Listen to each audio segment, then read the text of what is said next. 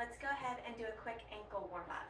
So we're going to start by shifting our weight onto one leg, bring the other leg slightly in front of us, and we're just going to do giant rotations here with that ankle.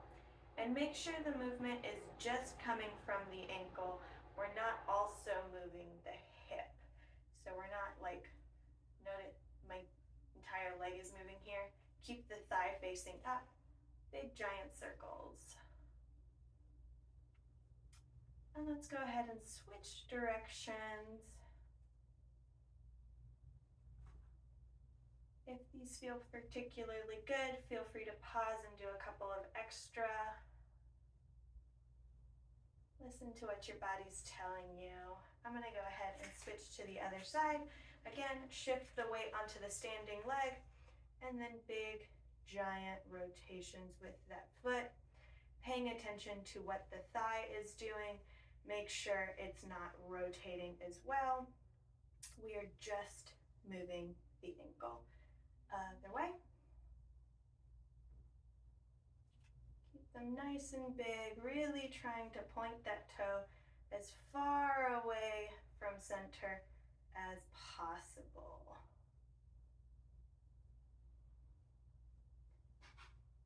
Very nice. Alrighty, let's go ahead. With a flat back, we're going to bend the knees slightly. We're going to try and get our chest as close to our thighs as possible. Our feet are roughly hip width apart. So from here, I like to grab the back of my thighs, really try and fold over, kind of pull yourself in close. And then we're going to drive the knees over the ankles and then try and straighten as much as we can. It's okay if you can't straighten all the way. It's more important to keep your back flat and your chest close to your thighs. So we're just gently moving between these two, keeping the chest close to the legs as we straighten, and then as we bend, really trying to drive the knees past the toes. Getting a nice little ankle stretch, knee stretch, warming everything up. And stretching out the hamstrings too up at the top. Move through a couple of these.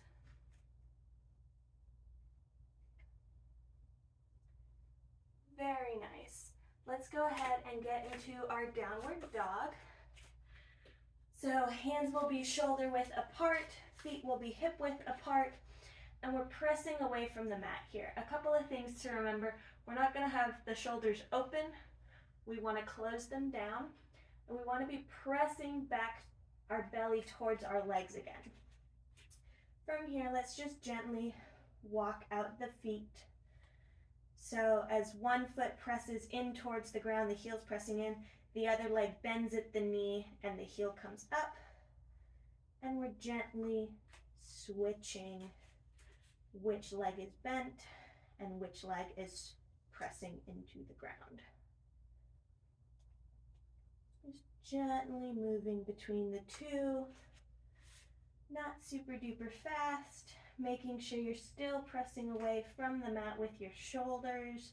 Don't let yourself sink into your arms. Press away from the floor.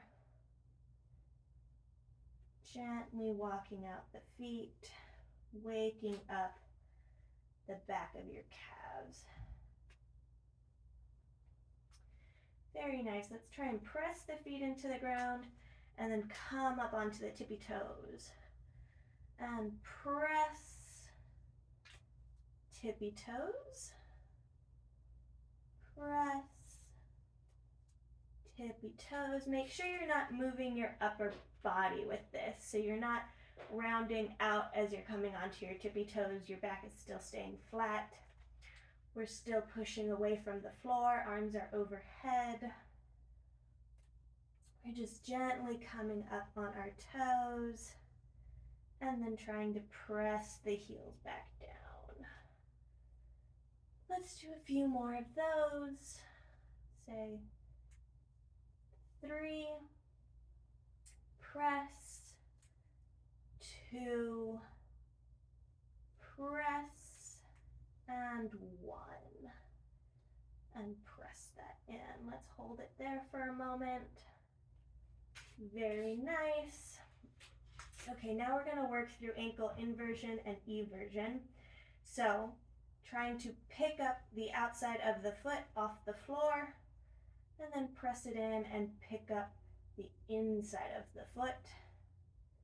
Press it down again, outside of the foot comes up, down, inside of the foot comes up, and just gently work through those.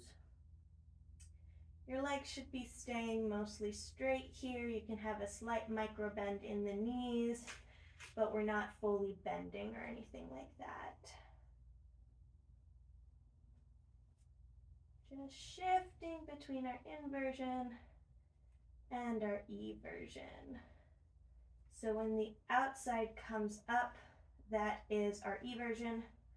When the inside comes up, that's our inversion. Let's do a couple more. All right, team. So now we're going to switch between our downward dogs and our bear crawls.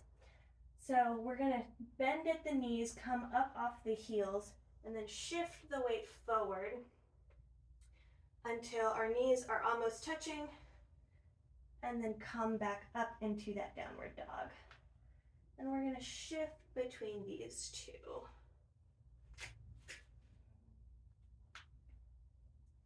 Let's do 10. So that's 3 for me.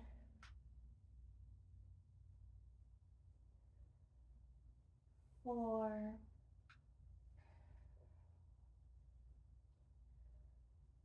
5.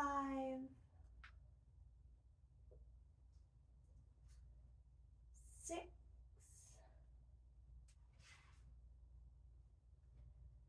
7.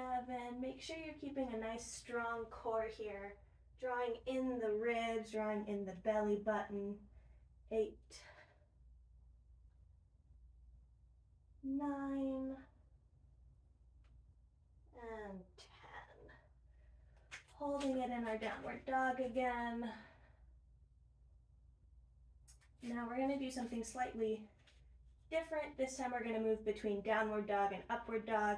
So send the hands a little bit further out than they were before. And we're going to come over the hands through our plank and then drop the hips down. It's important in our upward dog that we're keeping a strong core, so we're not just dumping into our load back here. So strong core, strong glutes. Lift the chin slightly and then back to your downward dog. And let's just gently move through those. Again, core is engaged. Try not to flare out your ribs. Keep them nice and tucked in, even as you're arching slightly. And just gently move between downward dogs and upward dogs.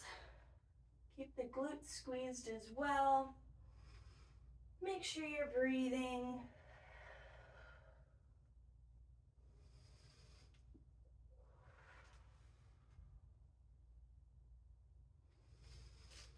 Let's do 2 more of each. Coming into the upward dog.